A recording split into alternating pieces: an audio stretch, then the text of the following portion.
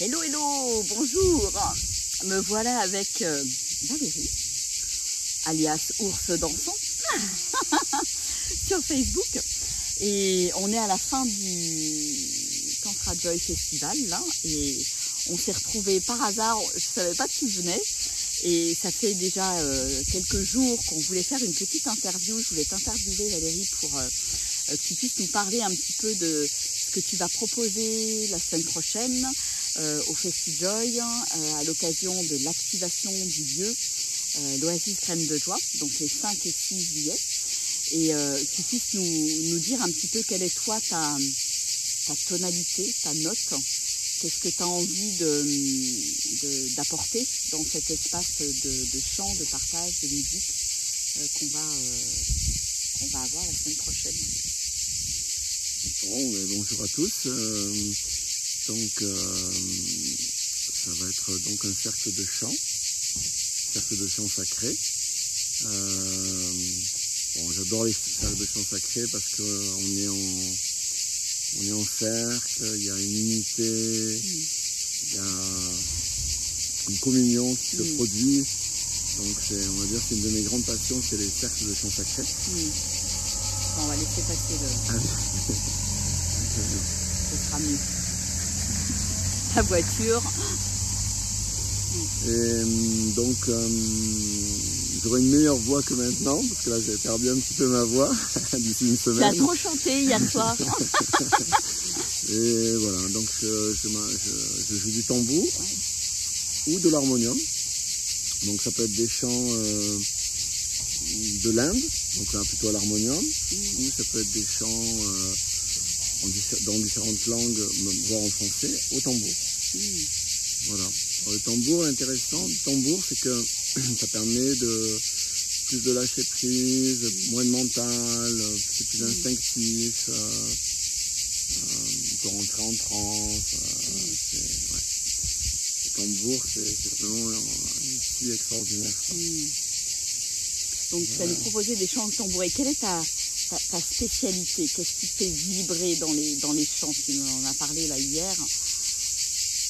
Alors ma spécialité, je sais pas, peut-être le fait que ce soit au tambour. Ah oui, donc j'ai aussi des chants Lakota. Alors il y en a que j'ai appris, et il y en a que j'ai créé aussi. Donc je suis en train de créer un album de chants Lakota. Donc je pourrais partager aussi ça. C'est quand même ta spécificité. Oui, c'est vrai. C'est vrai. Et donc comment t'es arrivé à ces chants? Qu'est-ce qui fait que tu as eu un coup de cœur pour ces chants? Alors, en fait, j'ai connu la spiritualité Lakota à partir de l'année 2007. Ça date un peu. Donc j'ai appris des chants traditionnels de la famille Landir. Donc ça, c'est un homme médecine Lakota qui a diffusé la spiritualité Lakota dans le monde, avec des utilisations, des quêtes de vision. Voilà, donc j'ai eu la chance, oui, de côtoyer carrément des Lakota.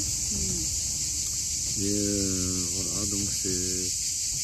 Bon, après, le mystère de la vie, ça, est-ce que j'ai accès à une mémoire universelle de l'humanité, ou est-ce que les vies antérieures existent? C'est pas un hasard, voilà, que je suis en lien avec les Lakota.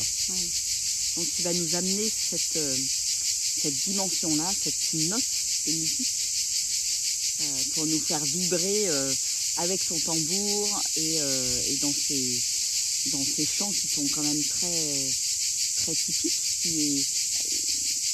qui parlent de quoi? C'est surtout la terre-mère, les ancêtres, ça va être des thématiques des chants. Oui, alors bien sûr c'est très relié à la terre, c'est ça qui est intéressant dans la spiritualité Lakota. C'est pas une spiritualité percée comme on dit, c'est très ancré.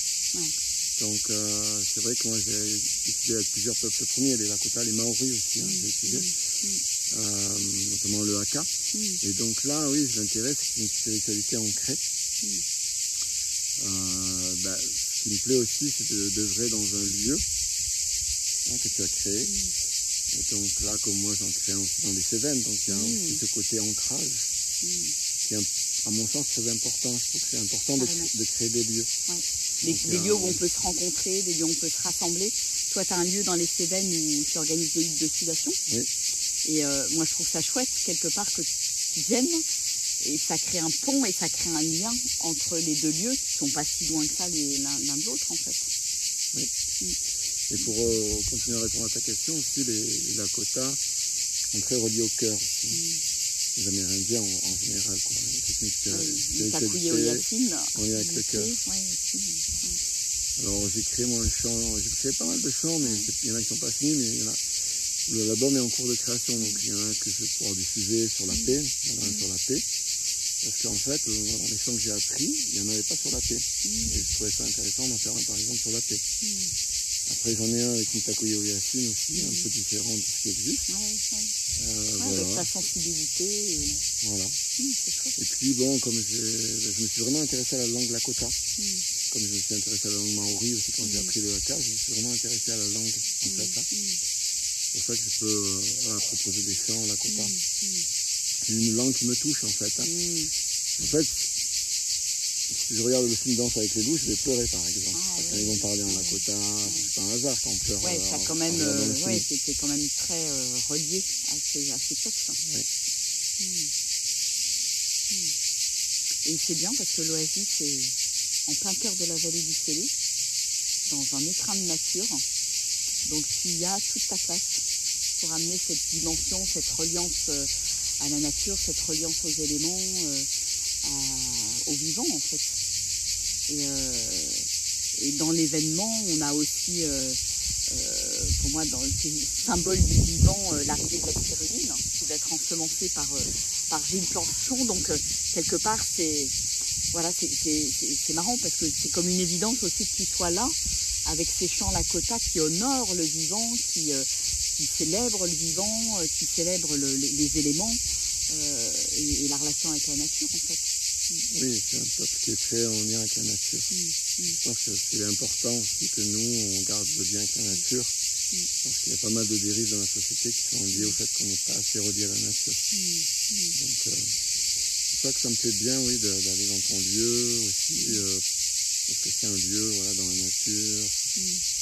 En plus, voilà, il va y avoir de la spiruline.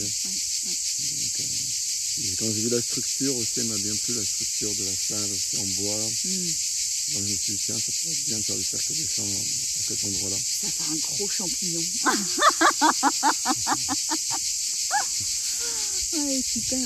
En tout cas, et ça fait longtemps, toi, que tu chantes, parce que c'est ton passe-temps, ton hobby, tout ça, c'est arrivé il y a combien de temps? Alors le tambour, en fait, j'ai commencé en 2006 avec Olivier Simonet, en fait, qui est un pionnier en France. Tu as fabriqué ton tambour avec lui? Alors j'ai fabriqué mon tambour avec lui, mais la première année, en fait, il n'a pas refait après, il faisait un atelier par semaine de tambour chamanique, où on jouait sur des gros tambours, et dans la drum. Ça, c'était à Montpellier. Donc pendant un an, on a fait ça. Donc, en fait, la première fois que j'ai vu un tambour avec Olivier, je m'en souviendrai toute ma vie, j'étais hypnotisé en fait. Par les grands mamadrum. Il s'est passé quelque chose au niveau de mes yeux, comme si j'étais hypnotisé. Voilà, donc c'est avec Olivier Simonet que je rends hommage. C'est un pionnier donc, qui a commencé ça en 2006 en fait. Alors après, on peut construire son tambour avec lui aussi.